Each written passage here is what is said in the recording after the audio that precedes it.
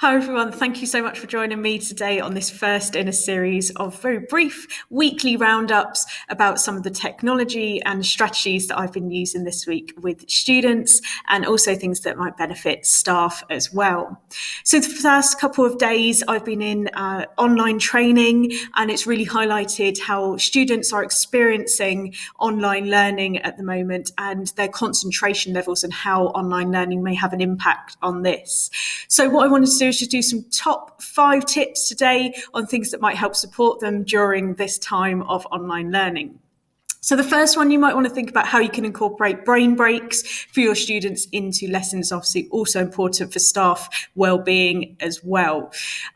It could be that actually it's something that takes their eyes and your eyes away from the screen. So it could be that you actually call it something like a tea break or something where they go and get themselves a drink, but an activity or something where they are taking time away from the screen.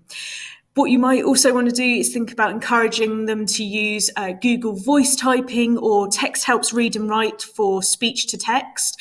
So when they are listening to any sort of lecture style parts of a lesson, these features will type up what's being said. So really nice in terms of students being able to review back what's been just said within the online lesson. You could also encourage students to have visual reminders. So it may be on their phone that they set an alarm every 15, 20 minutes, for example, even with keywords that come up that say focus or getting back into your lesson. But they can set this on their phone and it can act as a prompt, particularly good for maybe students with ADD or ADHD, just as those little reminders to help them with concentration. You might want to put apps in place like that offer some form of reward. So it could be an app like Forest, which encourages students to leave their device for a certain amount of time. Particularly helpful if students are having to do work on paper and you want them to actually avoid using their device at that time. Forest encourages them and gives them little rewards in terms of the amount of time that they leave their device unattended.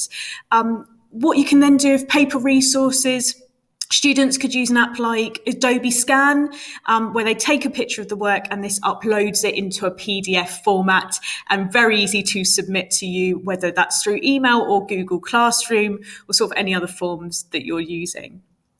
And finally, having those discussions around health and wellbeing and things that can help with concentration.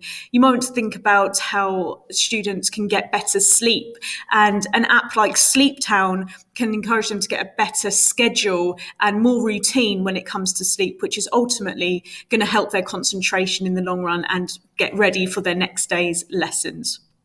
So those are just top 5 tips today for things that might help students with their concentration in lessons during online learning. Any questions at all, you can find me at LSBP Support on Twitter, and I'd be happy to answer any questions. Have a great week, and I'll see you all soon.